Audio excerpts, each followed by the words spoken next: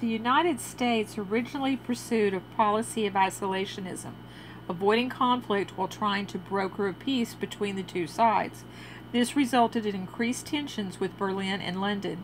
When a German U-boat sank the British liner Lusitania on May 7, 1915, with 128 Americans aboard, President Wilson vowed that America was too proud to fight and demanded an end to attacks on passenger ships. Germany complied. Wilson repeatedly warned that America would not tolerate unrestricted submarine warfare in violation of international law and American ideas of human rights. In January 1917, after the Navy pressured the Kaiser, Germany resumed unrestricted submarine warfare. Britain had decrypted the German diplomatic code and discovered a proposal from Berlin, the famed Zimmermann telegram, to Mexico to join the war as Germany's ally against the United States. The proposal suggested that Mexico should declare war against the United States and enlist Japan as an ally. This would prevent America from joining the Allies and deploying troops to Europe, which would give the Germans more time for their unrestricted submarine warfare program to strangle Britain's vital war supplies. In return, the Germans would promise Mexico support in reclaiming Texas, New Mexico, and Arizona. After submarines sank 7 American merchant ships and the publication of the Zimmermann telegram, Wilson called for war on Germany, which the U.S. Congress declared on April 6, 1917. America had a small army at that point, but it drafted 4 million men, and by the summer of 1918 was sending 10,000 fresh soldiers to France every day. Germany had miscalculated that it would be many more months before they would arrive, or that the arrival could be stopped by their U-boats. General John J. Pershing, American Expeditionary Force commander, and this was what the U.S. Army was called, the American Expeditionary Force, refused to break up American units to be used as reinforcements for British Empire and French units, and so the Americans would always fight as American units, as an American army. The collapse of the Central Powers came swiftly. Bulgaria was the first to sign an armistice in September 1918. Early in November, Austria-Hungary signed one as well. Following the outbreak of the German Revolution, a republic was proclaimed on November 9th.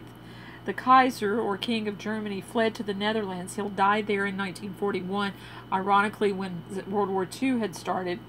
On November 11th, an armistice with Germany was signed in a railroad carriage. At 11 a.m. on November 11th, 1918, a ceasefire came into effect. Opposing armies on the Western Front began to withdraw from their positions.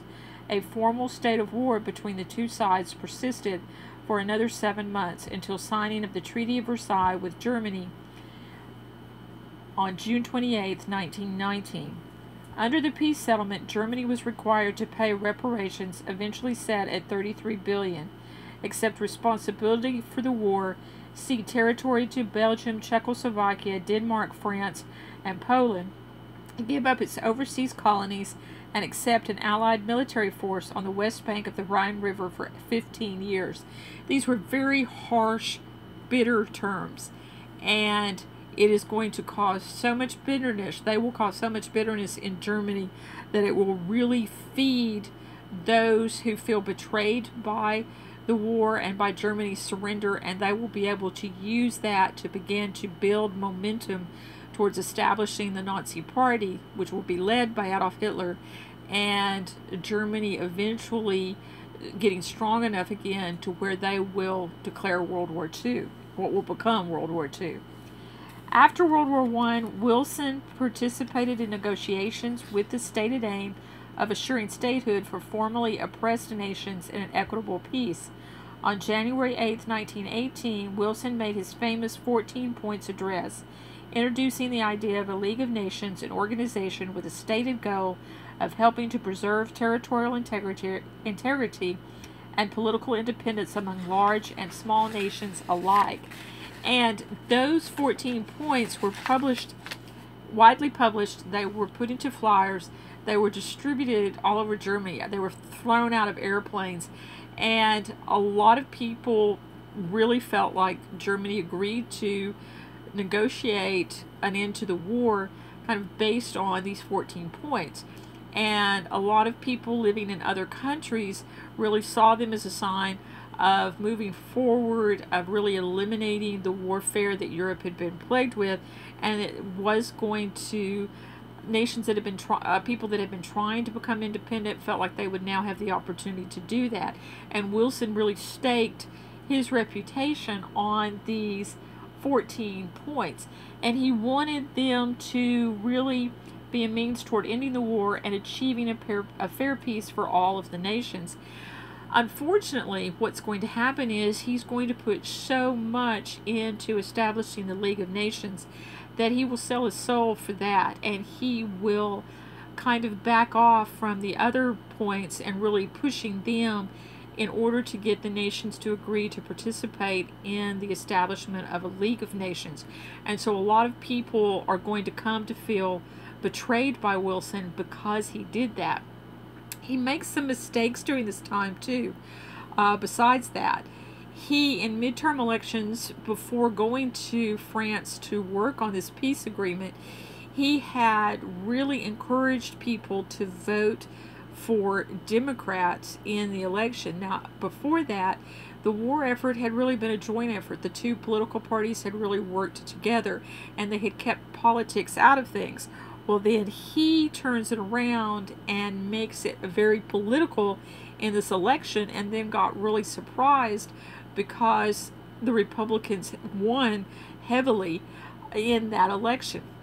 So now he's got Congress where it is controlled by Republicans, and so he's got a problem there. His second mistake is that when he puts together the men to go with him to France to work on this peace treaty, he doesn't take any important Republicans with him. Had he done that and had them been involved in what was going on and involved in this push for the establishment of the League, then they would have come back and could have helped to push it through the Senate. But by not doing that, by excluding them, he didn't have anyone to lead that fight in the Senate. Henry Cabot Lodge is going to be adamant against this. He will lead the push in the Senate to keep the United States from joining the League of Nations. Wilson is also going to be gone to France for 6 months working on this.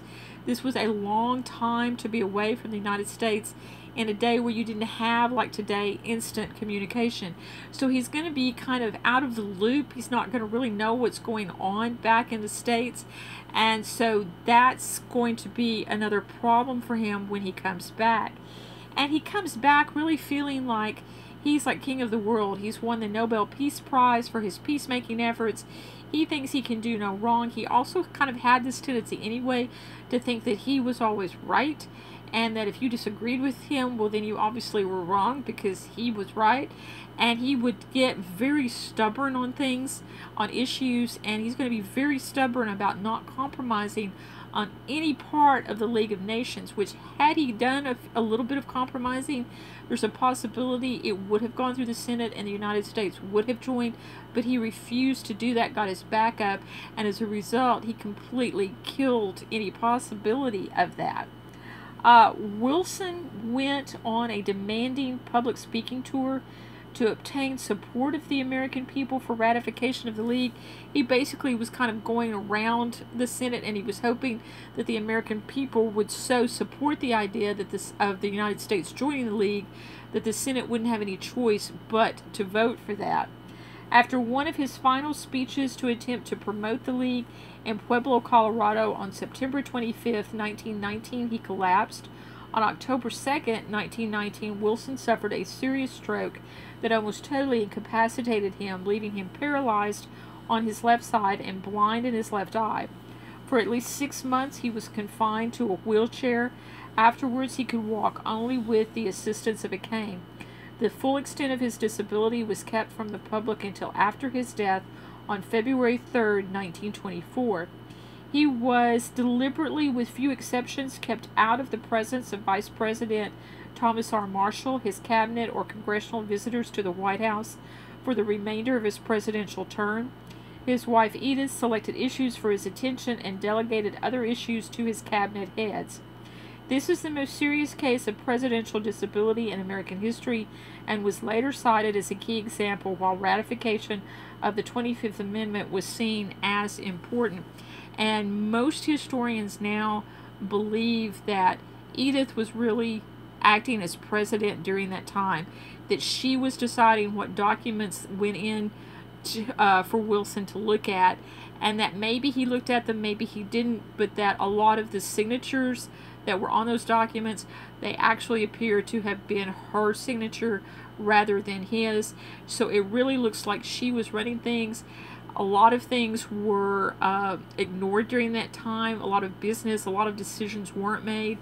And most historians think she really was running the show.